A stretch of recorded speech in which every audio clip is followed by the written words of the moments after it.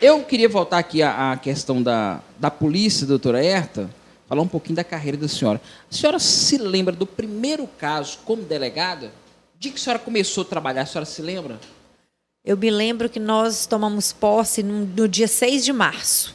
2007. Ou 2006? 2008. 7 foi academia, mas Academia. já era tempo de serviço. Sim. Quando você presta a academia, você já entra na está... contagem. Você já é servidor Mas público. aqui na cidade foi 6 de março de 2008. Uhum. Então, eu me lembro que nós tínhamos um chefe muito... de pulso muito firme. Doutor Isaías Pontes de Melo. Isaías Pontes. Foi o nosso primeiro chefe. Isaías foi um pai para nós, porque nos recebeu de uma forma em que ser polícia já estava ficando muito difícil. E eu me lembro que aqui se matou muito em 2005, Foi. até Parece que 2008. foram 75 homicídios só em 2005. Então eu Teve um cheguei período que na chegava nos homicídios programas. para ir acompanhar um caso em que tinham cometido um homicídio na 52. Então subi Raul com a perícia, na Raul Rodrigues, né? Ali, cemitério e eucalipto, ali entre o cemitério e o eucalipto. E eu me lembro que a colheita da prova naquela época era muito diferente, era muito mais difícil.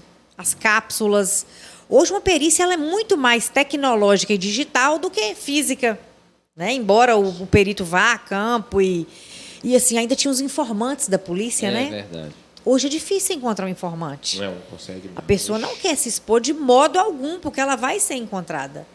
Então, eu me lembro que nessa época aí, nós atuamos aí um ano bem difícil, né? Na época da onda dos homicídios, tudo vinculado ao tráfico de drogas. E hoje nós estamos vivendo uma era, podemos dizer, mais tranquila, nesse sentido, em relação ao quantitativo de homicídios. Quando a senhora chegou, eu fiz a reportagem de Sim. apresentação. Eu me recordo que a senhora estava mais 2 delegados, mas eu não me lembro quem eram os delegados. Doutor César Cândido entrou comigo e tinha um colega que ele veio da Bahia, não sei se é Alain, Eu não era um me baiano, recordo. e nós tomamos posse naquela data e Eu lembro que foram 3 que se apresentaram. O fez-se doutor Isaías convocou a imprensa para fazer fez-se a apresentação de vocês. divisão. Um ficou na Delegacia Norte, que compreende ali toda a Rio Bahia, né? Sim. Que vai até a divisa do Mucurizinho, do distrito lá. E eu fiquei na Homicídios por um ano e meio, e o César assumiu toda a região central. Então, assim, tudo era muito novidade para nós, mas foi um desafio ir a campo, conhecer o trabalho, né? Tinha medo? A senhora Tinha saiu medo? vibrando da academia, doutor? Saí, vibrando. Mas E na medo hora da que eu favela? fui, na realidade, era atrás de Edmilson Pé de Boi.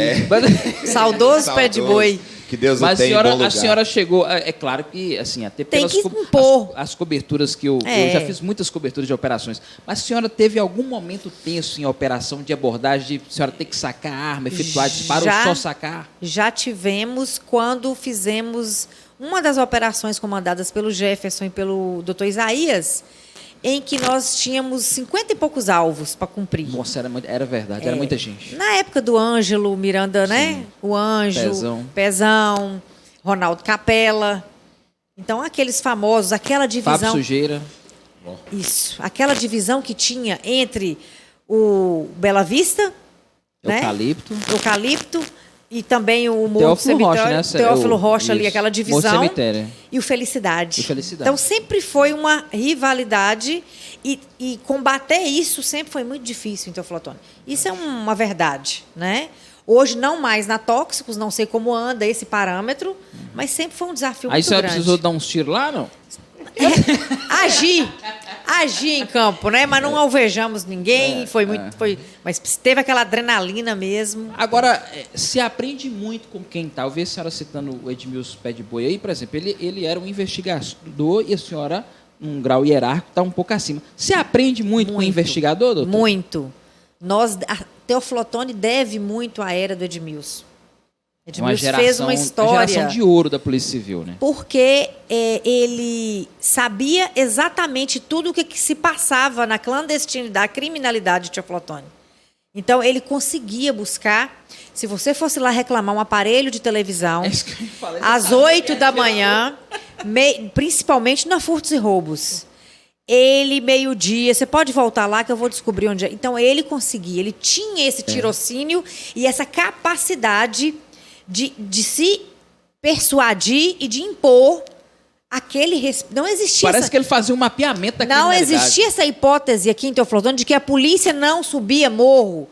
Nós estamos numa cidade de relevo, né? Acidentado. Não, pode falar. Claro que você...